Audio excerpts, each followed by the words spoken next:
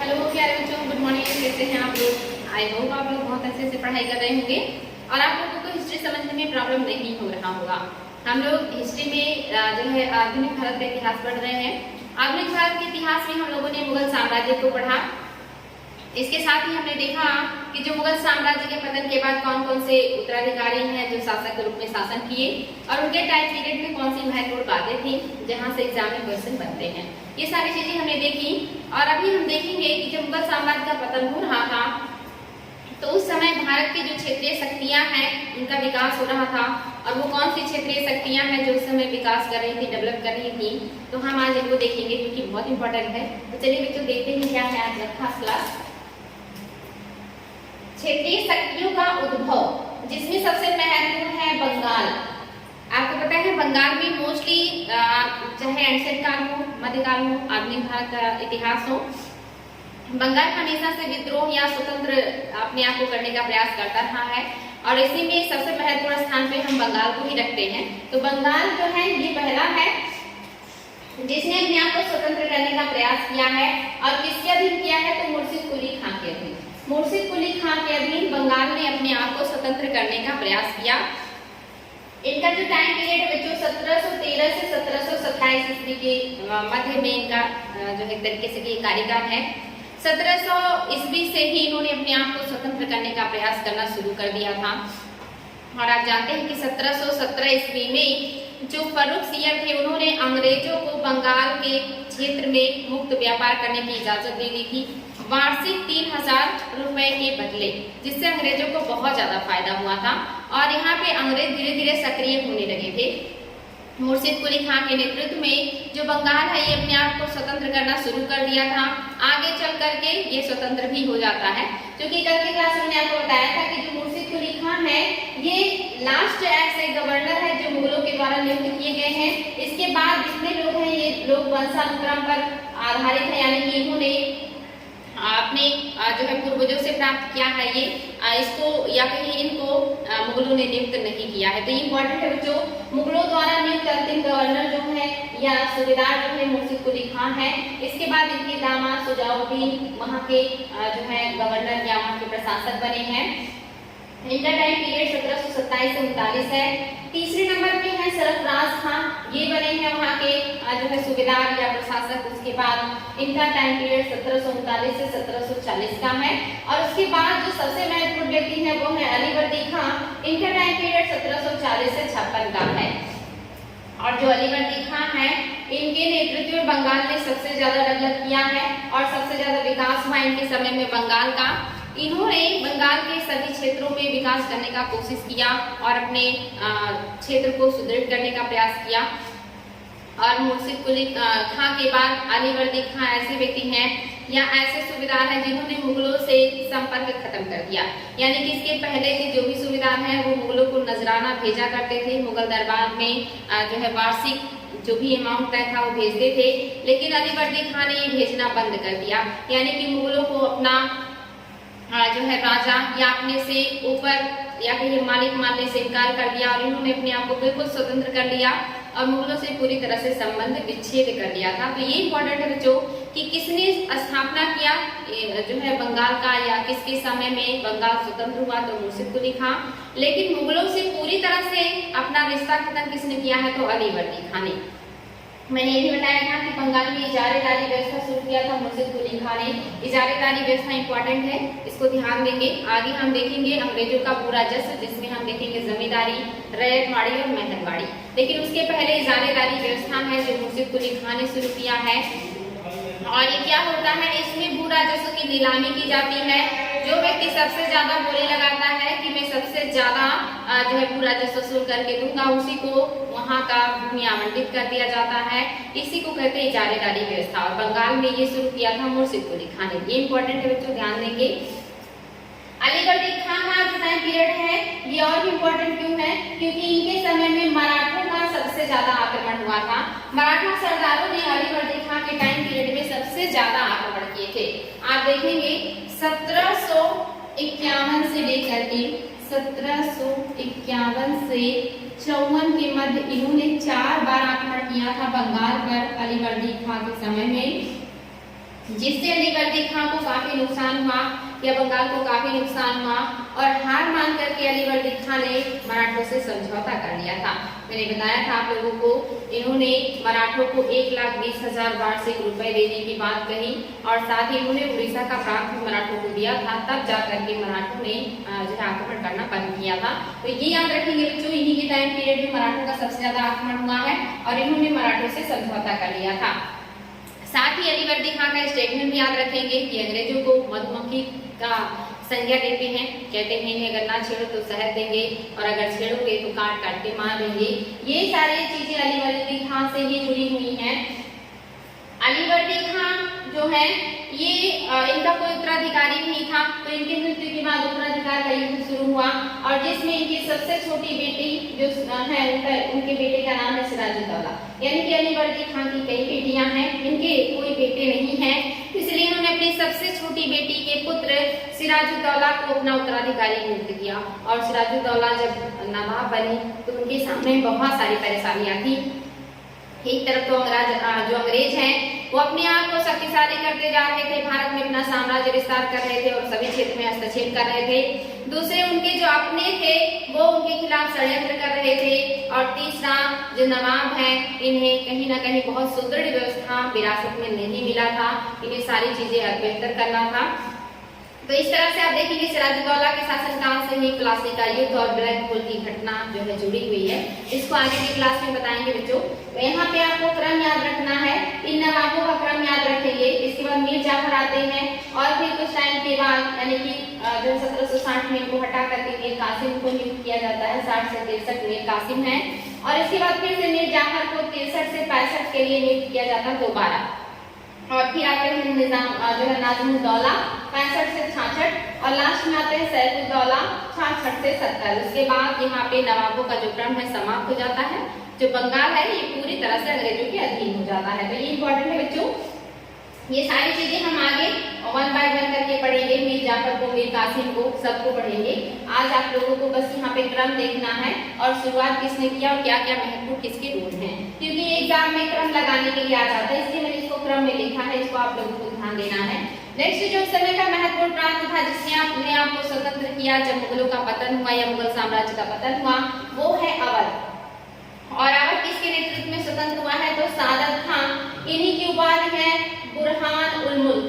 तो एग्जाम में अगर बुरहान उल मुल्क आए या सादत खां आए तो दोनों एक ही व्यक्ति की से जुड़े हुए हैं, क्योंकि जो बुरहान उल मुल्क हैं इन मतलब एक तरीके से की उपाधि है। नाम तो है इनका सादत खां लेकिन इन्हें उपाधि मिली है बुरहान उल मुल्क और ये उपाधि इन्हें दिया था मोहम्मद शाह ने।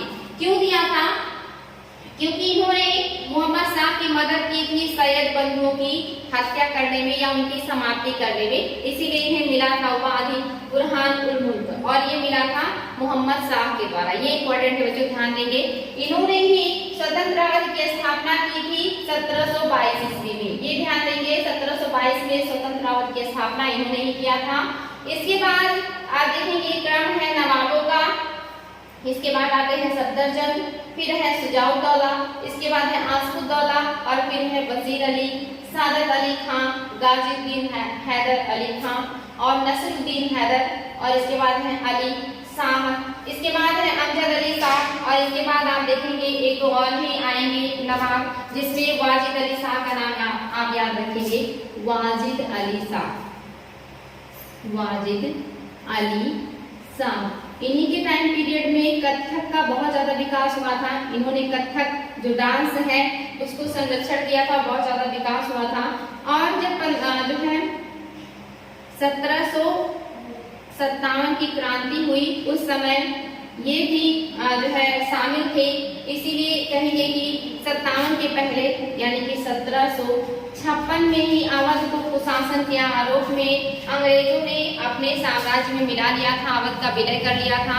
वाजिद अली शाह के टाइम पीरियड में ही ये कुशासन का आरोप लगा करके इनको इस राजगद्दी से हटा दिया गया कि आप योग्य नहीं हैं, आप प्रशासन को नहीं देख रहे ठीक से।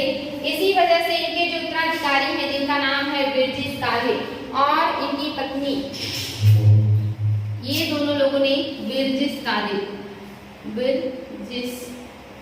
कादिर ये बने इनके उत्तराधिकारी और इन्होंने विद्रोह में शामिल मतलब ये अपने आप को शामिल कर लेते हैं जब 1757 का विद्रोह हुआ, क्योंकि 1756 में अवध को विलीन कर लिया गया, जो है अंग्रेजों ने अपने साम्राज्य में मिलाया। उस समय जो वहाँ के नवाब है वाजिद अली शाह हैं। इसके बाद जो है ब्रिटिश कादिर ने 1757 की क्रांति में जो है सॉरी बच्चों 1857 की क्रांति है, मुझे 1700 में बोल रही हूँ, ये आपका 1856 और 1857 की क्रांति है। 1857 की क्रांति जो कि बहुत ज्यादा इम्पोर्टेंट है। इसी टाइम में जो वहाँ के अपने आप को नवाब घोषित करते हैं ब्रिटिश कादिर थे, और ये इम्पोर्टेंट है जब एग्जाम में आते हैं क्वेश्चन की 1857 की क्रांति के समय लखनऊ में विद्रोह कौन कर रहा था या विद्रोह का नेतृत्वकर्ता कौन थे, तो ये याद रखेंगे। ये है ब्रिटिश कादिर, यही वहाँ के उत्तराधिकारी थे और इनकी माँ जो है ये इनके लिए लड़ रही थी, तो ये इम्पोर्टेंट है बच्चों, ये ध्यान देंगे आप लोग। ये है क्रम वहाँ के नवाबों का जो कि एग्जाम में पूछता है, तो आपको क्रम भी याद रखने हैं, ध्यान देंगे इसको। इसके अलावा और भी एक क्षेत्र है जिसको कहते हैं बंगस। बंगस पठान या बंगस क्षेत्र क्या है, तो जब मुगलों का एक तरीके से ये पतन हो रहा था तो ये भी एक नया क्षेत्र उद्भव हुआ या एक नए क्षेत्र का विकास हुआ, और ये कहाँ है, फर्रुखाबाद उत्तर प्रदेश में। आप देखेंगे कि फर्रुखाबाद क्षेत्र से या क्षेत्र में ही मोहम्मद खां बंगस ने एक स्वतंत्र राज्य की स्थापना की थी। मोहम्मद खां बंगस ने ही स्वतंत्र राज्य की स्थापना किया था फर्रुखाबाद क्षेत्र में, ये इंपॉर्टेंट है बच्चों।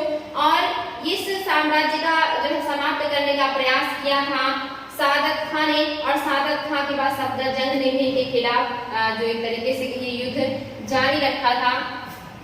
उसी के समकालीन रुहेलखंड के क्षेत्र में भी एक रुहेल राज्य की स्थापना हुई, और ये जो क्षेत्र है ये उत्तर कुमायूं एवं दक्षिण में गंगा के नदी के बीच का जो इलाका है, उत्तरी कुमायूं और गंगा के दक्षिण के जो बीच का इलाका है, यहीं पर इस क्षेत्र का विकास हुआ है, जो कि इम्पोर्टेंट है।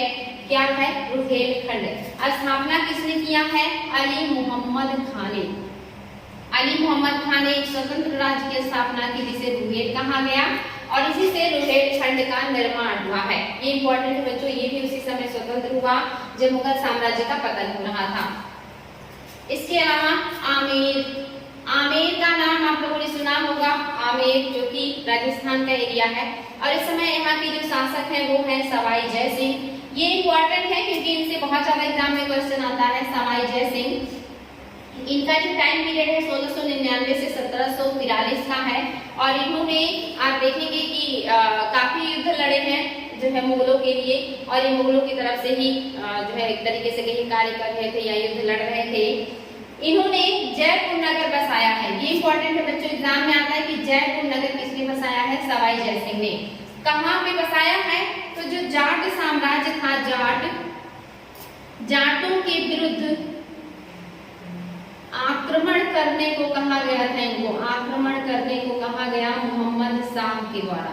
मोहम्मद शाह ने कहा कि जाटों के खिलाफ एक्शन लीजिए क्योंकि बहुत तेजी से विकास कर रहे हैं वो। और फिर जो है जय सिंह ने जाटों के खिलाफ आक्रमण किया और जाटों को हराया और उनके क्षेत्र पर अधिकार कर लिया। बाद में मोहम्मद शाह ने कहा कि आपने जाटों को पराजित करके वो क्षेत्र जीता है, इसलिए वो क्षेत्र में आपको जागीर के रूप में दे रहा हूँ, उसकी देखभाल और उसका संरक्षण अब आप करेंगे, वो आपकी अंडर में रहेगा। और फिर इन्हीं जाटों से प्राप्त क्षेत्र में उन्होंने जयपुर नगर को बसाया था। ये इंपॉर्टेंट है बच्चों, ध्यान देंगे, जयपुर नगर को इन्होंने ही बसाया था। साथ ही जो सवाई जय सिंह है ये बहुत बड़े ज्योतिषज्ञ है, या फिर ज्योतिष का बहुत अच्छा इनको ज्ञान है। साथ ही इन्हें गणित का भी बहुत अच्छा ज्ञान है। इसके अलावा इन्हें जो है जो नक्षत्र होते हैं और बाकी खगोल का बहुत बढ़िया ज्ञान था, और इन्हें बहुत इंटरेस्ट था इन सारी चीजों में। इसीलिए इन्होंने 5 अलग-अलग स्थानों पे 5 वेधशालाएं बनवाई थी। ये एग्जाम में आता है बच्चों कि वेधशालाएं किसने बनवाई थी, जय सिंह ने बनवाई थी, और कितनी बनवाई थी, तो 5 बनवाई थी। और कहाँ-कहाँ बनवाई थी ये भी एग्जाम में आता है। तो इन्होंने 5 वेधशालाएं बनवाई थी, ये बहुत इंपॉर्टेंट है। पहला इन्होंने बनवाया था जयपुर में, जो नगर इन्होंने एक तरीके से कहिए कि बनाया है तो वहां पे बनवाया है। और दूसरा इन्होंने बनाया है दिल्ली में, दिल्ली। और तीसरा जो है ये है मथुरा में, मथुरा। और जो चौथा है ये है उज्जैन, मध्य प्रदेश के उज्जैन में। और जो पांचवा है ये वाराणसी या काशी जिसको कहते हैं, यहाँ पर बनवाया था। तो ये 5 वेधशालाएं इन्होंने बनवाई थी। वेधशालाएं में जहाँ से नक्षत्रों का ज्ञान किया जाता है, इसी से जो है ग्रहों की दशा का और इन सारी चीजों का ज्ञान किया जाता है।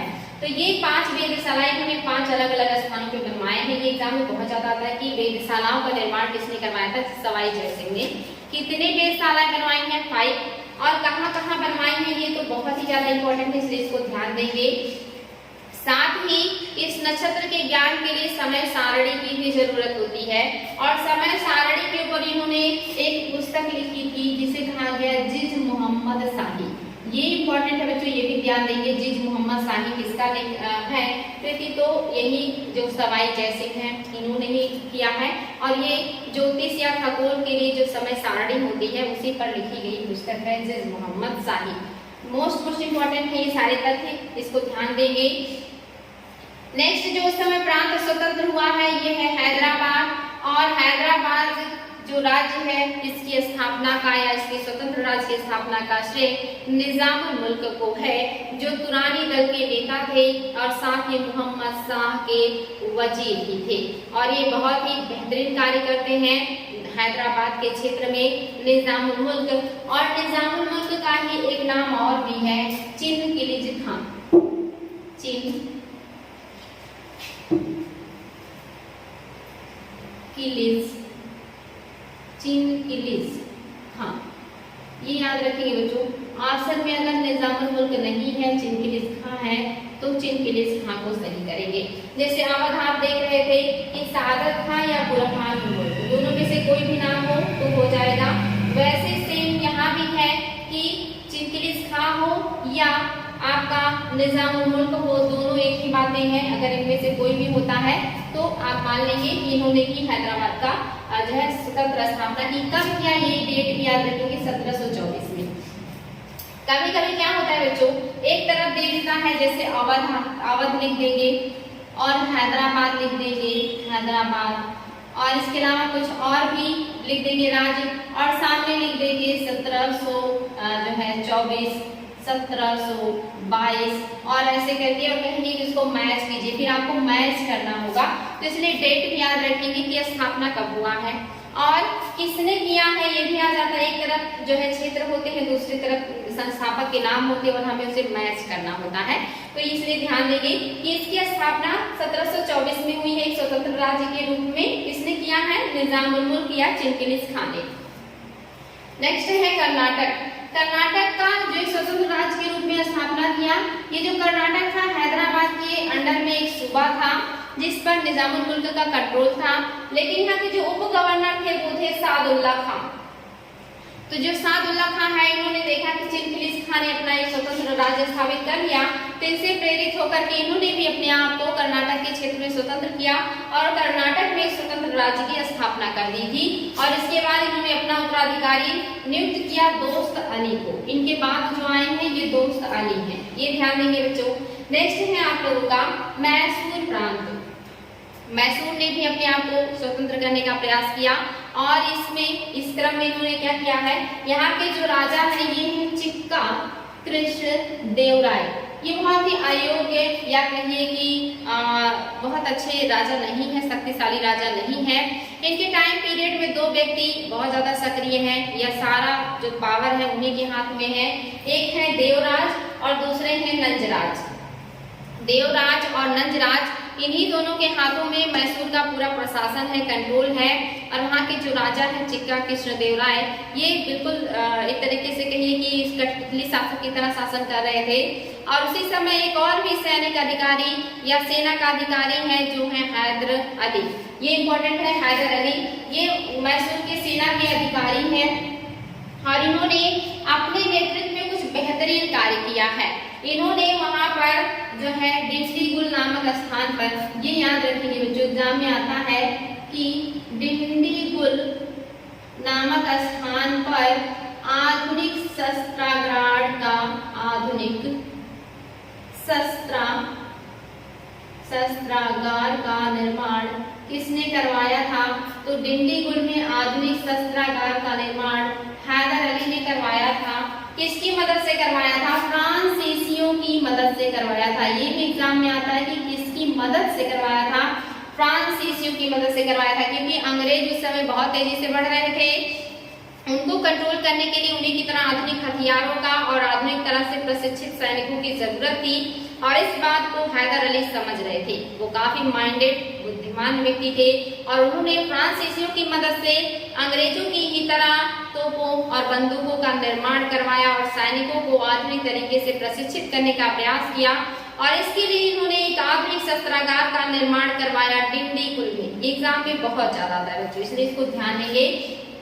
दूसरा है, मैसूर में जो महत्वपूर्ण लोग हैं वो राजा हैं वहाँ के, जिनके हाथ में पावर है वो नंजराज हैं और देवराज हैं, लेकिन सेना का जो अधिकारी है वो हैदर अली हैं। आगे चल के हैदर अली इस साम्राज्य पर अपना पूरी तरह अधिकार कर लेंगे। राजा की मृत्यु के बाद हैदर अली सक्रिय होंगे और फिर मैसूर इनके अंडर में आ जाएगा।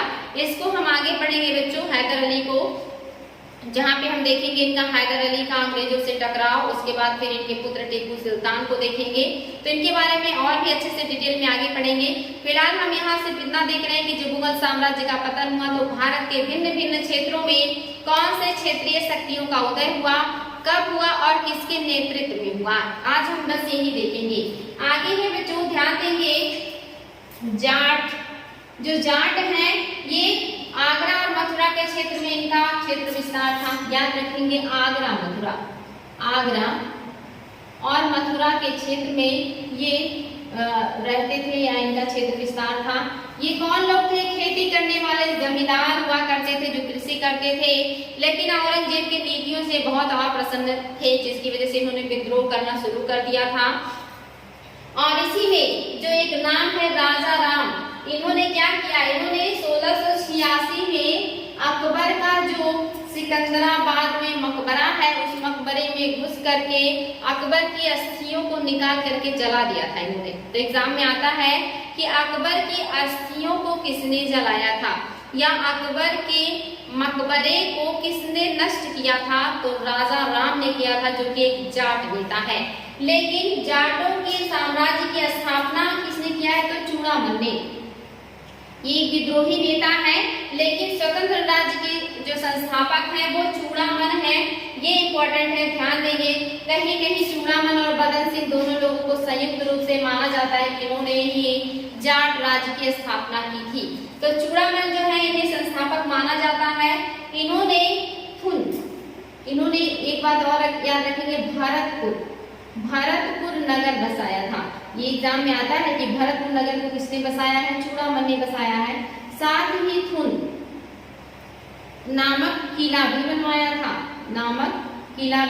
था, बहुत ही मजबूत किला था थुन का किला। लेकिन जब सवाई राजा जय सिंह ने इनको हरा करके इनके किले पर अधिकार कर लिया तो इन्होंने आत्महत्या कर लिया था चूड़ामन ने। तो ये किला और ये नगर बसाया है चूड़ामन ने, और ये जाटों के स्वतंत्र राज्य के संस्थापक हैं। वेरी वेरी इंपॉर्टेंट है बच्चों, तीनों तथ्य याद रखेंगे।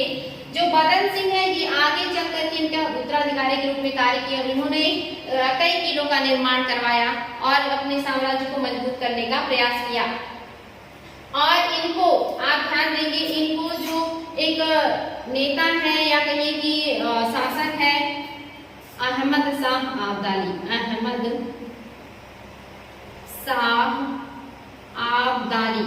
आपको पता है ये ईरान के जो है उन्होंने आक्रमण किया था। नादिर शाह के उत्तराधिकारी थे ये, और उनके बाद भारत पर इन्होंने 7 बार आक्रमण किया था। और उसी दरमियान इन्होंने जो बदन सिंह है इनको 2 उपाधियां दी थी। एक तो राजा की उपाधि दी थी, राजा, और दूसरा महेंद्र।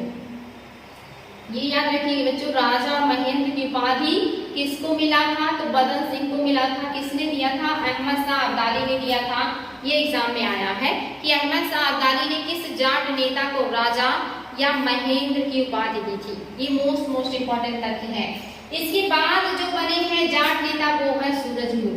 सबसे ज्यादा शक्तिशाली, सबसे ज्यादा बुद्धिमान और सबसे ज्यादा योग्य जाट नेता सूरजमल। इन्हें जाटों का अफलातून कहा जाता है।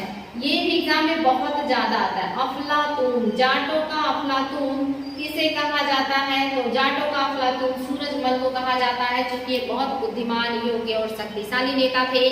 सबसे ज्यादा जाट साम्राज्य को सुदृढ़ और विस्तार इन्होंने ही किया था।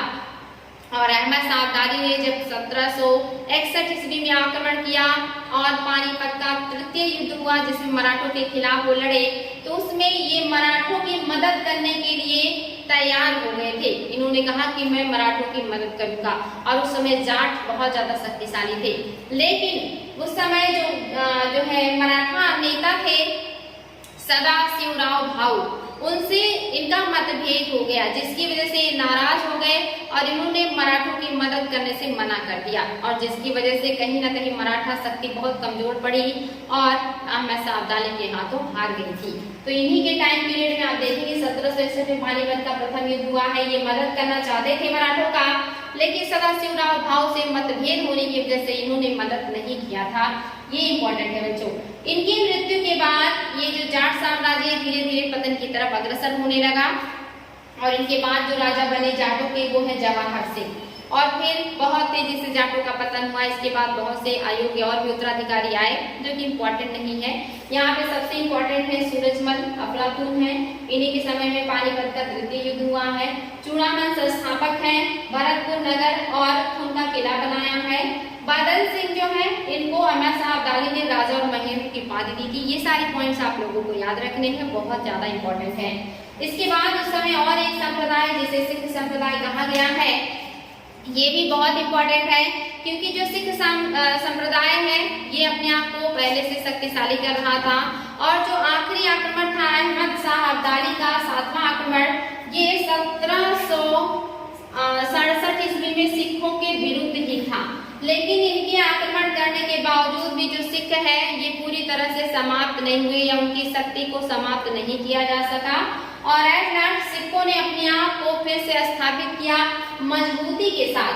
1765 से लेकर के 1800 के बीच जो सिख है ये पंजाब और कश्मीर पर पूरी तरह से अधिकार कर लिए, और इतने बड़े क्षेत्र पर अधिकार करने के बाद जो सिख संप्रदाय है ये कई भागों में या कई मिसलों में बट गया। लगभग 12 मिसलों में इनका विभाजन हो गया, और फिर एक एक मिसल या अलग अलग मिसल अलग अलग क्षेत्रों में जो है शासन करना शुरू कर दिया। इन 12 मिसलों में सबसे जो शक्तिशाली मिसल था ये भंगी मिसल था। भंगी मिसल तो सबसे शक्तिशाली था, रामगढ़िया, कन्हैया, सुकरचकिया, इसके बाद ये सारे भी जो है शक्तिशाली मिसल हैं। तो यहाँ पे 12 मिसल का नाम मैंने लिखा है बच्चों, सामने आपके संस्थापकों का नाम है। आपको इनका नाम याद नहीं रखना है, एग्जाम में नहीं आता है, लेकिन इनमें से पूछ लेता है कि बताएं इसमें से कौन सा है जो मिसल नहीं था, सिखों का मिसल नहीं है। तो इसमें से 3-4 ऑप्शन होगा और 1-2 ऑप्शन अलग से मिला करके एग्जाम में दे दिया जाता है, और वहां पर आपको ढूंढना होता है कि कौन सा उन 12 मिसलों में शामिल नहीं था। इसीलिए आपको इसको 2-4 बार देख लेना है। सबसे इम्पोर्टेंट क्या है कि भंगी मिसल जो है ये सबसे ज्यादा शक्तिशाली था, सबसे ज्यादा शक्तिशाली था, ये चीज याद रखेंगे। साथ ही एक पॉइंट और भी आपको याद रखना है कि जो आपके आगे चल करके राणा रणजीत सिंह राजा बनते हैं, रणजीत सिंह, वो सुकरचकिया मिसल से ही संबंधित थे। ये भी एग्जाम में आता है कि रणजीत सिंह किस मिसल से संबंधित थे, सुकरचकिया मिसल से संबंधित थे। और इन 12 मिसलों में, शक्तिशाली मिसलों में सुकरचकिया, कन्हैया, रामगढ़िया, भंगिया, यही सारे हैं। सबसे जो शक्तिशाली है ये भंगी मिसल है। इसको 2-4 बार रिविजन करेंगे बच्चों तो आसानी से चीजें याद हो जाएंगी। साथ ही कुछ और भी पॉइंट है। उसी समय आप देखेंगे केरल का जो क्षेत्र है दक्षिण में, यहाँ भी स्वतंत्र हो चुका था और बहुत सारे क्षेत्रों में बट गया था। केरल जो है ये 4 राज्यों में या 4 प्रांतों में बट गया था, जिसमें एक था कालीकट, दूसरा था कोचीन, तीसरा था चिरक्कल और चौथा था त्रावणकोर। तो इसमें जो केरल है यहाँ के जो शासक थे ये जमोरिन थे। जमोरिन बहुत इंपॉर्टेंट है, एग्जाम में आता है, क्योंकि जमोरिन के ही टाइम पीरियड में वास्को डिगामा का भारत में जलीय मार्ग से आगमन हुआ था और वो कालीकट के बंदरगाह में उतरे थे। जमोरिन ने उनका स्वागत किया था, उनका वेलकम किया था। ये एग्जाम में आता है कि किस शासक ने वास्को डिगामा का वेलकम किया था, तो ये चीज जमोरिन ने, इन्होंने ही किया था। और कालीकट पे उतरे थे जो है वास्को डी गामा। दूसरा जो महत्वपूर्ण राज्य है ये है त्रावणकोर, और 1729 के बाद त्रावणकोर के जो शासक बने हैं वो है मार्तंड वर्मा। मार्तंड वर्मा जो है ये बहुत शक्तिशाली शासक हैं और इन्होंने केरल के क्षेत्र में जो इनका अपना त्रावणकोर का एरिया है इसे सुदृढ़ करने का प्रयास किया। इन्होंने डचों को भी युद्ध में हराया है। आप देख सकते हैं कि जो डच हैं इनको इन्होंने पराजित किया है। तो अगर एग्जाम में आए कि केरल के किस राजा ने डचों को पराजित किया था, तो ये किया था मार्तंड वर्मा ने। साथ ही क्यूलोन यानी कि श्रीलंका और मलाया यानी कि जो आपका इंडोनेशिया मलेशिया के पास का है, ये मलाया इन क्षेत्रों पर भी इन्होंने अधिकार किया था, यानी कि इनकी नौसेना भी मजबूत थी। तो ये बहुत ही शक्तिशाली राजा है त्रावणकोर के, जो कि मार्तंड वर्मा है। इनके मृत्यु के बाद इनका जो उत्तराधिकारी हुआ वो हुआ राम वर्मा। राम वर्मा ने भी जो है मलयालम भाषा को संरक्षण दिया। इनके टाइम पीरियड में मलयालम भाषा का बहुत तेजी से विकास हुआ और इसीलिए कहा जाता है मलयालम भाषा का पुनर्जागरण काल राम वर्मा के शासन काल को कहा जाता है। और 1766 ईस्वी में केरल का जो उत्तरी इलाका है इसे हैदर अली ने अपने साम्राज्य में मिला लिया था। ये एग्जाम में आता है कि क्या हैदर अली ने केरल के क्षेत्र को जीता था, तो हाँ, केरल के तटीय क्षेत्रों का जो उत्तरी एरिया है उसको हैदर अली ने जीत करके अपने साम्राज्य मैसूर में मिला लिया था। और इस तरह से समुद्र तट के जो इलाके हैं ये कर्नाटक से लेकर के केरल का उत्तरी एरिया सब हैदर अली के अधीन हो गया था। तो बच्चों आज हमने देखा कि उस समय क्षेत्रीय शक्तियों का विकास। आप देख रहे हैं किस तरह से मुगल साम्राज्य के पतन के बाद ऊपर कश्मीर से लेकर के कन्याकुमारी तक भिन्न भिन्न क्षेत्रीय शक्तियों का भिन्न भिन्न क्षेत्रों में विकास हो चुका है। और अब इन्हीं क्षेत्रीय शक्तियों से टकराव शुरू होगा अंग्रेजों का, और सबसे पहला टकराव उनका बंगाल के नवाबों से शुरू होगा और फिर 1 बाय 1 करके वो सभी क्षेत्रों को विजिट करेंगे, बंगाल फिर अवध। इसके बाद आप देखेंगे जो ज्यादा टक्कर देते हैं वो मैसूर के लोग देते हैं, जिसमें हैदर अली टीपू सुल्तान थे, उनका भी पतन होगा। आगे चल करके सिख में जब रणजीत सिंह की मृत्यु होगी तो उसके बाद इनको भी वो लोग अपने साम्राज्य में मिला लेंगे। तो इस तरह से एक एक करके जितने भी आपको बोर्ड पे दिख रहे हैं क्षेत्र, ये सारे अंग्रेज अपने साम्राज्य में मिलाएंगे और एक अंग्रेजी साम्राज्य का निर्माण करेंगे। तो इस तरह से आपने देखा बच्चों की कौन से वो क्षेत्र थे जहां पर स्वतंत्रता के रूप में उन्होंने अपने आप को स्थापित किया, और अब चल के आगे इनको अंग्रेज अपने साम्राज्य में मिला देंगे। तो आज के लिए बच्चों इतना ही। कल हम फिर आगे बढ़ेंगे, यूरोपियों का आगमन देखेंगे जो कि बहुत इंपॉर्टेंट है। तो आज के लिए इतना ही। Thank you.